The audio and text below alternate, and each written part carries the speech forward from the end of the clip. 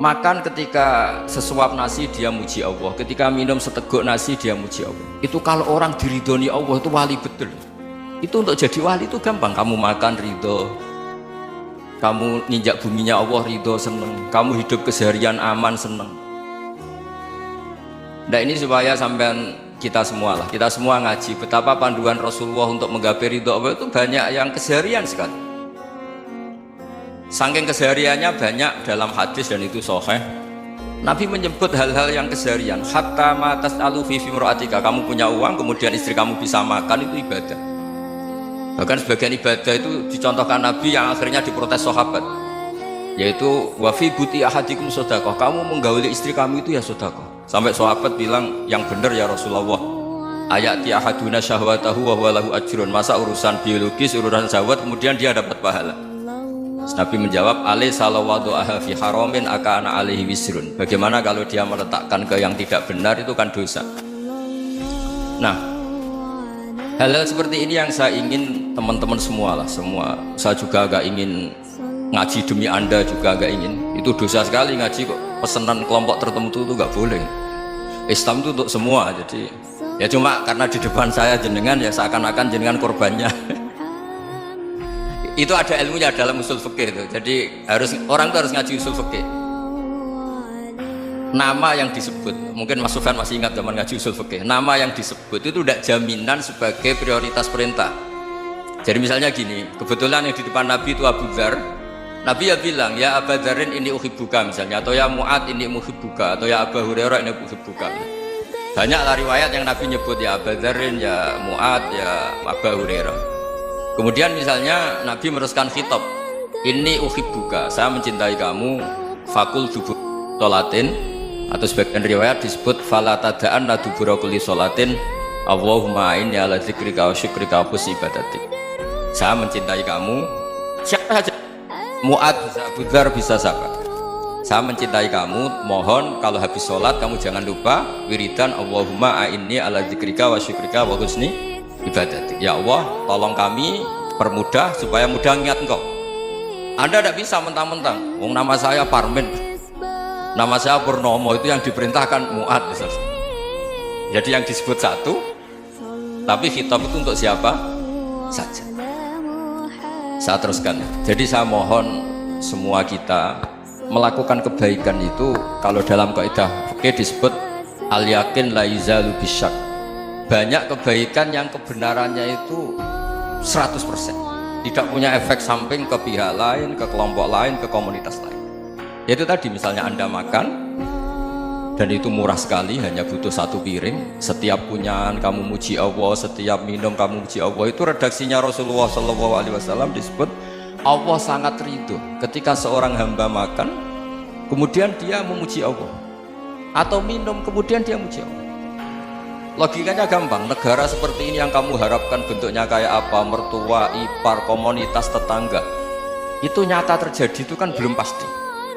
Sementara yang mesti terjadi adalah kamu butuh makan, kalau tidak mati, butuh minum, kalau tidak mati, butuh bumi yang nyaman ditempati, kalau tidak kita juga mati. Sebab itu Allah kalau menyebut nikmatnya itu hal-hal yang keseharian. Alladzi at'amahum min ju'. Allah itu siapa? Allah itu yang menciptakan kamu bisa makan, tidak berlebihan. Allah itu yang menciptakan kondisi sosial itu ideal. Zaman Nabi itu ya ada orang munafik, orang-orang pilihan Allah itu juga diuji orang sekelilingnya yang macam-macam. Semua diuji sesuai konteks zaman dan waktu. Nah, tapi ada ibadah-ibadah yang selalu disarankan Nabi. Sampai Nabi itu pernah ditanya, ayul islami khairun ya Rasulullah, Islam terbaik itu gimana? Jawaban Nabi itu unik, it'amut ta'am. Islam terbaik itu ya makan-makan, jangan santai-santai. Ketika Allah menyebut beberapa kebaikan, falak tahamal aqobah wa ma adrokan apa? Mal aqobah. Terusannya apa? Fakku rokobah. Terusannya apa? Au it'amun fi yaumin di masubaya. Atau acara makan-makan itu juga Islam. Kenapa? Ya bayangkan kalau tidak ada makanan kita mati kan. Kondisi sosial tidak ideal tuh Anda masih gak apa-apa. Tapi kalau Anda tidak makan, Anda tidak minum, kamu punya istri cerewet masih bisa hidup, punya mertua cerewet masih bisa hidup. Tapi kalau tidak makan bisa mati. Berarti penting mana istri sama makan? Penting mana? Makan. Semoga istri Anda dengar, nanti kamu disuruh makan tapi pulang deh. Itu kalau dibahasakan makan masih memahami. Penting mana nasi satu piring dengan istri. Nggak ada nasi mati, nggak ada istri belum mati. Penting mana? Gak berani jawab kan? Ternyata Anda ada garang kan di depan istri. Jadi saya mohonlah, mungkin Mas Sufyan Sauri tadi yang bisa bantulah teman-teman tuh ngaji yang keseharian saja. Karena kita nyari ridho Allah itu berdasar firman Allah, dan firman Allah itu menyebut keseharian tuh yang gampang. Itu tadi misalnya wa min ayatihi manamukum billaili wan nahar. Termasuk ayat-ayat Allah itu kamu tidur. Maka dulu itu ada guyonan, ada tokoh Mu'tazilah, kelompok dalam Islam yang berpikir manusia itu bisa menentukan ikhtiarnya sendiri. Karena saya bisa duduk, ingin berdiri. Karena kelompok ini nggak terima kalau semua kehendak Allah, nanti bagaimana kalau semua kehendak Allah kok ada hisab, ya ada sanksi. Lucunya itu dia akhirnya, ini cerita ya, mencintai seorang perempuan cantik sekali. Dan itu dia menjadi ahli sunnah itu oleh hal-hal yang sepele. Karena istrinya cantik, ya namanya suami istri itu hubungan intim. Terus ditanya, Mas, masih ingin lagi? Masih. Silahkan diulang lagi. Wah ya tidak bisa. Katanya manusia bisa menentukan yang diinginkan. Itu tobat itu. Itu nggak bisa ditobatkan Mas Sufyan Ats-Tsauri. Orang cantik yang mudah nobatkan orang itu orang cantik. Segampang itu. Akhirnya kita tahu, makanya kalau dalam kitab Hikam itu disebut al-aqil mayyakul madza yaf'alu wa hubi wal ghafil mayyakul madza af'al. Orang yang punya akal karena sadar ini wilayah Allah, semua milik Tuhan, itu dia tiap hari berpikir besok Allah akan melakukan apa terhadap dunia ini. Kamu merencanakan sesuatu, mau plesir ternyata gempa, mau wisata ke Rusia ternyata perang. Kamu tidak pernah tahu apa yang akan terjadi besok. Wa ma tadri nafsum madza taksibu ghadan. Tapi anda semua kita ini sering punya jadwal permanen. Makanya saya kalau diundang siapa saja bisa netek. Yang jelas Gus, ini acara penting. Ya masih acara penting, nak pangeran ngersakno apa piye? Kok ape dadi pangeran? Kamu kok mau jadi Tuhan? Itu kadang ya kiai. Penting Gus acara ini, jenengan harus memastikan bisa. Loh, kamu itu yang ngajarin tauhid, sesuatu itu biadillah, kok bilang-bilang apa pas? Pasti. Kalau saya terus tak tobatkan kamu kata saya. Ya kalau gitu Gus bilang insya Allah. Wah itu hati saya, fisik saya, roh saya sudah bilang insya Allah. Gak usah kamu latih kata saya. Nah hal-hal tauhid keseharian itu gampang sebetulnya. Wal ghafil yaqulu madza af'al. Tapi orang yang lupa Allah, dia setiap hari bilang besok apa, kita bisa melakukan apa. Seakan-akan dia itu aktor, dia penting, dia subjek permanen, dia. Padahal kita ini hanya objek kehendak Allah Subhanahu wa taala. Karena kita yakin sesuatu yang terjadi di alam raya ini kita tidak bisa apa-apa. Makanya saya sering ngaji, sering bilang, ketika Anda mensifati Allah, Dia yang menghidupkan. Sudah itu tanamkan, sehingga ketika kita mati santai saja. Kenapa santai? Allah punya cara menghidupkan kita. Zaman kita hidup juga gak tahu caranya ngelola jantung, ngelola paru-paru. Kamu juga gak tahu ngelola oksigen yang tidak beracun, tidak mengandung polusi. Tahu-tahu hidup. Gak ingin tua ya tahu-tahu tua, gak ingin mati tahu-tahu mati. Selama ini kita hidup juga gak tahu apa-apa sebetulnya. Hanya gaya tok, punya jadwal, punya planning. Kalau kamu bisa menentukan pilihan Anda, pasti Anda istrinya cantik, 4 neriman semua, kona'ah semua. Nyatanya enggak kan? Ada 1 jelek, cerewet. Wah itu kan, nyatanya enggak bisa apa-apa Anda kan? Dan kamu bawa mati lagi.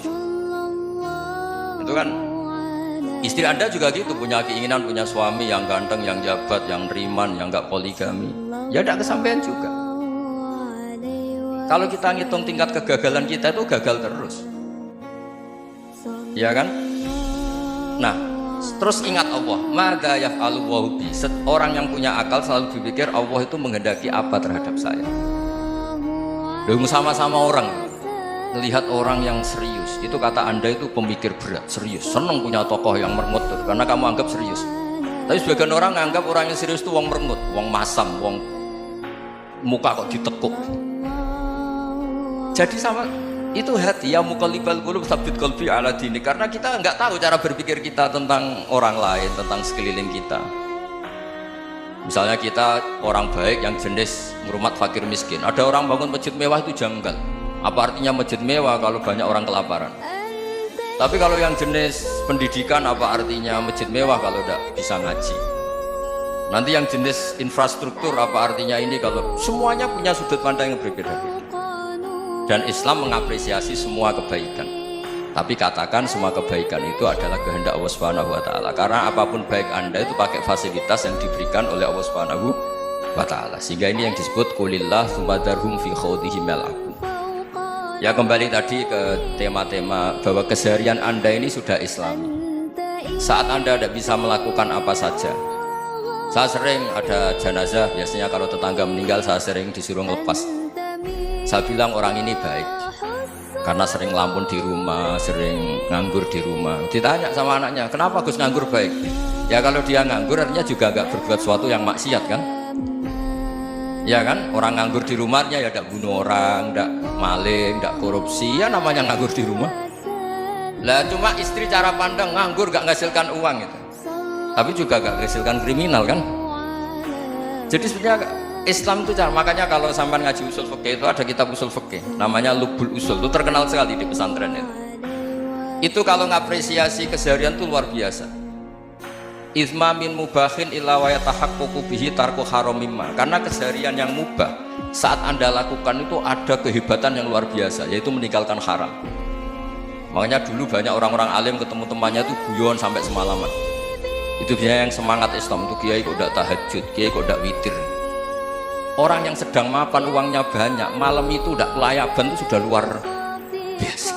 Melawan nafsu supaya tidak maksiat itu sudah luar biasa, supaya lupa guyon sama temannya semalaman sampai subuh, gejlok-gejlokan kenang zaman miskin, zaman kuliah gak jelas, zaman apa. Melihatnya jangan tarkut tahajud seperti ini, meninggalkan tahajud, tapi meninggalnya ini talkul muharramat. Jadi kayak apa hebatnya? Sehingga Imam Ghazali punya riwayat yang agak unik. Hatta takuna ibadatu akhiri hadil ummah iku an-naum. Sehingga suatu saat ibadah terbaik umat ini itu tidur.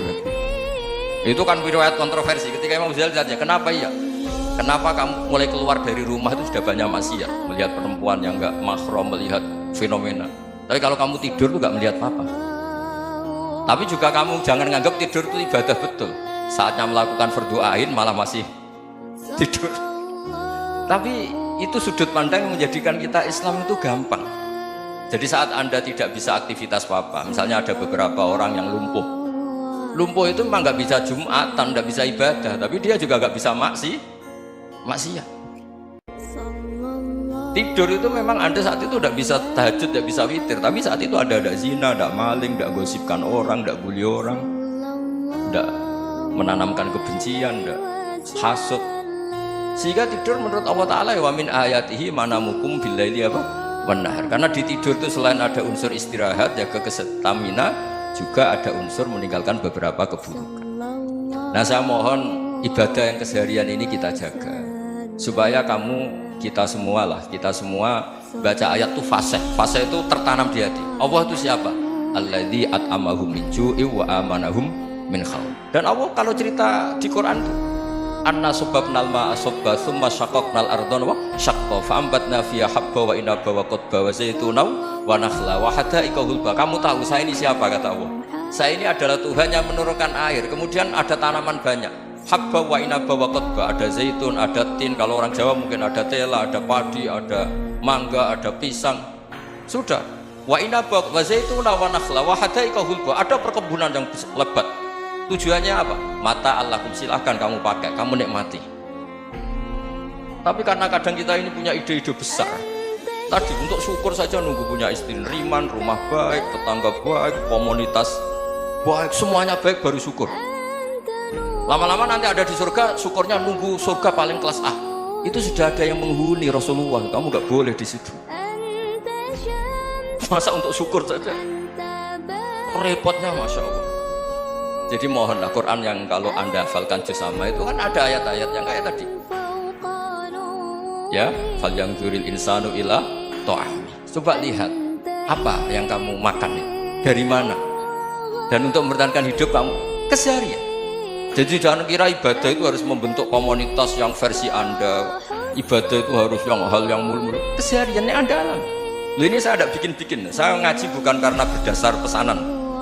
Itu ayat yang saya baca kan betul ada ayatnya kan. Fal yang duril insanu ila tu'ami anna sobabnal ma'a sobba thumma syaqaqnal ardo syaqqa fa ambasna fiha habba wa inaba wa qadba wa zaituna wa nakhla wa hada'iqa khulba. Terusannya apa? Mata'al silakan kamu nikmati. Mata itu silakan kamu nikmati. Ya kayak sampai dikasih hidangan ya makan. Ya sudah makan. Habis makan ya minum. Habis itu ngantuk ya tidur. Ya sudah normal-normal saja. Kayak apa indahnya Islam. Tapi Anda mencari Islam yang gimana lagi? Nah itu yang diajarkan guru-guru kita, diajarkan sanad kita sampai Wali Songo, sampai Rasulullah SAW. Bahwa pada akhirnya ada jihad, ada perang. Itu dulu memang perang, bukan membunuh, beda. Dulu kita dijajah Belanda ya perang, dan itu normal karena kita dijajah. Jadi ketika orang lain ingin baik sama kita, wa in ahadum minal musyrikin astajaruka ya fa'jiru hatta yasma'a kalam Allah. Kalau mereka ingin baik ya kita baik. Makanya ada istilah mustakman, mu'ahad. Kalau mereka ingin damai, berdampingan dengan kemajmukan ya itu yang lebih baik. Karena memang Islam menghormati proses perdamaian. Wa in janahu nawal lisalmi ya fajnah lah. Kalau ingin damai ya kita harus.